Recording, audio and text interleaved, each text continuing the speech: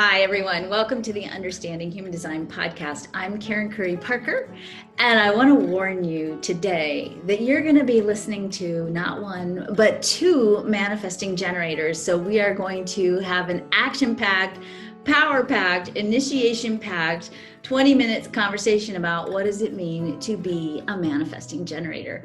I'm going to be sharing this conversation today with one of my favorite manifesting generators, Tina Rusnak, who has for the last 25 years been helping other people reach their full potential by increasing their levels of personal awareness. She's got a gift of being able to see what others might not be able to see in themselves. And it's her mission for everyone to live their unique, authentic life with confidence.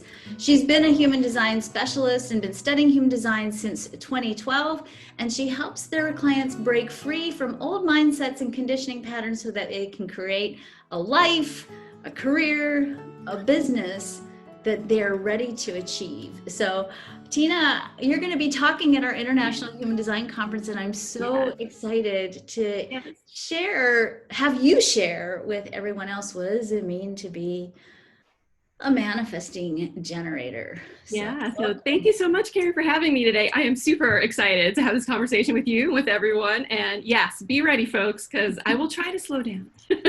As we have this conversation. We always, in human design, I think we give a lot of energy to talking about projectors. I think we talk a lot about having manifestor envy, right? And sometimes I personally feel as a manifesting generator that we don't talk a lot about the unique aspects of being a manifesting generator. I think when we say the word manifesting generator, a lot of times people in the human design community who know about human design tend to just sort of roll their eyes like, oh, yeah, manifesting generator. Oh my gosh, I've seen the same, yep. and that, for me personally, sometimes that makes me feel like, oh, I should not tell everybody what I'm doing, because if they found out. Yeah. So you feel that same way too, huh? Yeah, it's like maybe I have to turn it down, like who's around, what's the energy, maybe I have to lower a little bit and then figure out, hey, are they ready for me or not, and then get to be myself again. So it is interesting that you've noticed that as well. Yeah, I mean, this is something that it really hit me recently, because I was thinking about, even in school when I was a kid, people would call me overachiever.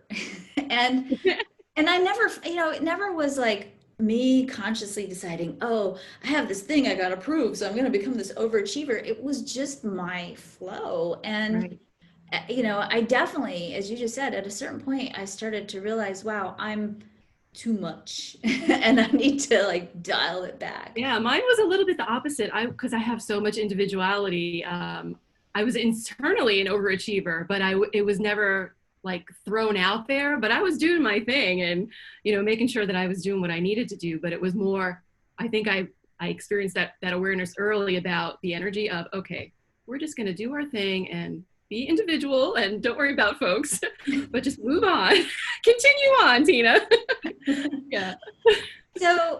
So when you first learned about your human design and you first heard, oh, I am a manifesting generator, what was your biggest surprise / takeaway aha that you got from that? Yeah, it was like, wow, I wish I would have learned this, when I was a kid. Exactly, because everything made sense. Like why I had gotten burned out, all of the weaknesses that I had somehow turned them around, just through life and, the experience of it. It was just amazing how accurate and clear I saw my past. And I said, okay, we're going to dig into this, because I do have a 1-3 profile, and I just went all in on, and it was not easy to really explore and see who I really was using human design. It takes years. And that's why I tell a lot of my clients, I'm like, this is not going to be an overnight thing. This is going to take some dedication and exploring and clearing and all that kind of stuff. So yeah, it was pretty, I call it, it was part of my spiritual awakening, which is an interesting story about how I found human design, which if it's okay, I'd love to share that story. Share it. Yeah, so I have been working in doing corporate coaching for a while. And I do a lot of work with teams, and I have so much tools in my toolkit, as a 1-3. I didn't know I was doing that, but yeah, I've got lots of stuff to share with folks. And I was working with this one group and nothing was working. Like nothing was working. It was, and then later on with human design, I learned about it's not the people, it's the energy, right? So I went on this mission of searching Google, trying to find some tool or something to help these folks. And that's when I found a podcast of yours somehow, some way, and I just started listening, and then I said, okay, let me check this out, and then boom, I brought all of that to corporate. I started incorporating the language, not so much because I also have the nice 4323. So I learned that was probably my biggest aha from life about, think before you speak. And it's really interesting because my mom has that too. And when I was a kid, she used to tell me that all the time. Think before you speak, think before you speak. And so she was actually just reflecting her experience of her 2343. So it was really amazing how this amazing science and spiritual, I mean, I don't even know how to define it sometimes, how it really shows folks that, you're okay, and that it's good to be unique, and that you're here for a reason. You're here to present your gifts and be you. And sometimes if people don't like that, well, we gotta work on that, right? Because that's a big part of the resistance, right? Is not being yourself and living somebody else's life. That was another big aha. Mm-hmm. We go down these paths with the decisions of, wait a minute, this isn't actually what I want to be or who I really am. How did I get here? Right. So you have, okay, so as a manifesting generator, we know that one of the challenges of living true to the manifesting generator type is to skip steps. We know that one of the things that happens for the manifesting generator is that we also have a tendency to start a lot of things and not always finish them because we need to do a lot of things to keep our energy moving, and that part of the purpose of some of the things we start is not so much to bring them to completion, but to get the energy moving. And you're a third line profile, which means that some of the things you do don't, naturally bear. Yeah. There's a learning curve there. When you think about all of those pieces for yourself, what was for you the biggest result in how you create and how you live, with that understanding of, I learned through experimentation and exploration, I skip steps, and I do a lot of things I don't finish. How did that change your life? Yeah, so I had lived with a lot of guilt around, hey, I must really suck because I start stuff and I can't finish it. Or I think I want to do one thing and then I do something else. Like, am I crazy? What's wrong with me? Like, how come I can't, complete things? And so that I put a lot of pressure on myself for all of that. And so that has been a huge lift, just to know that, hey, I'm just going to play with this thing now. And, maybe someone can use it one day, or maybe I can pull it out later. But now I enjoy the process instead of it being so heavy. Now it's like, this is amazing. Look at all the stuff I'm learning. Look at all the cool stuff I get to experiment with. And it's interesting how, something I may have played with 2 years ago, somehow it always comes around where, let me pull that out, or someone needs it.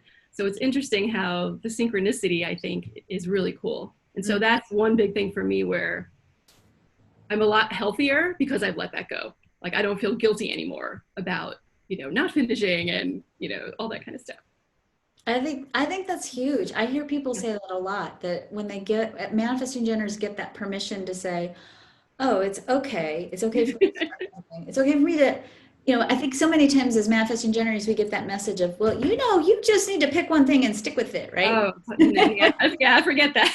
And when you finally can go, you know what? That's like putting a sock over my head. I can't do that. and really being okay with, I'm a creative force and it's all right. So. Yeah. And so the impact of that on the people around you is interesting because, not a lot of folks understand that, they're not there. And so then the other part is the informing, which is kind of nice because now we get a chance to just say, hey, this is what's happening with me. I love you. I know you love me. So let's just move on. This is who I am. So get used to it. I think that that and again, I think that same piece, doing that in the business arena, Oh yeah. as you know, in my own business, especially even with my students, it's been 21 years of teaching as a human design specialist and still learning to admit sometimes to my students, like, hey guys, this was a great idea. I really went down this rabbit hole. Yeah. And now I've shifted directions completely. I'm sorry if you followed me down there. And and still, even in that community, I think sometimes feeling like what feels like to me judgment around it, Oh, yeah. like, oh, there she goes again, right? and Yes. and learning to, even in the face of, and it's probably not really judgment, but it's how I feel it because I don't want to let people down. Right. But really still learning to go, it's okay. It was all part of Yeah. the plan, And even though you don't know what the plan was. yeah. And so Karen, I'm so excited because this has helped me so much, like even with my corporate clients. And so I'm working with one now. And what I've learned over the last like 3 or 4 years is I just let them know. I don't talk about human design, but I just let them know, hey, this is how this is going to work. Here's how we're going to flow. We're going to try some things. They might not work. We're going to shift gears. I'm here to, we're here to achieve nothing perfect, but we're going to explore as we go. Mhm. So knowing my energy, I just preface everything with, hey, this is going to be the experience of Tina. And here's what to expect. And here's how you can help. And so it's been so wonderful to have the language. And then again, the pressure is off. Mhm. And once they all, once they, initiated that with me, then we're good to go. So I've learned a lot about, the upfront informing and getting people, let them know what's coming. And that has been huge because before, when I was just going all over the place, they were like, and that's where my projector friends would come in and save me. Oh, yeah. For projector friends. Yeah. Yeah, I do attract lots of projector clients and lots of pure manifesting generators. So lots of 3420s. That is probably the bulk of folks who I get is 3420s and projectors. Mm-hmm. Yep. Yeah, that's what I usually get. So I've been asking everyone what, by your type and from your own understanding of your own chart, what has been the superpower that you've uncovered about yourself and what you are here to share with the world? So my superpower is it is communicating. It's going to be communicating in the right time and with a clear message. So really being able to take in the energy, take in what I'm hearing, take in whatever the challenge is, and then to, in a rather quick way, be really clear about, hey, here's where we need to go. Here's what I'm hearing. Let's get into this space, or maybe let's try this. So I think my superpower is that communication. And because of my chart, I have had 50 years of practicing that. And so now I'm really excited to step into doing that more. So I've learned to slow down with the speaking. I don't go, sometimes I do, right? We go crazy with the getting it out. We get all excited. But yeah, I have learned a lot about that superpower of communication and just the waiting and knowing when the right time is to share. It is a huge superpower because they don't hear. Right? When you have that in your chart and you're just saying it over and over again and no one hears you, that was a little bit of part of my journey about how come I have to say this a million times? It's because they weren't ready, Yes, the dilemma of the mutant. Yes, yes. And so I have harnessed my mutant powers into my throat and communication. Beautiful, beautiful. Well, you're going to be leading a session on manifesting generators or manifesting generators at our conference. Is there any last minute message that you'd like to share or something you'd like to share with our listeners?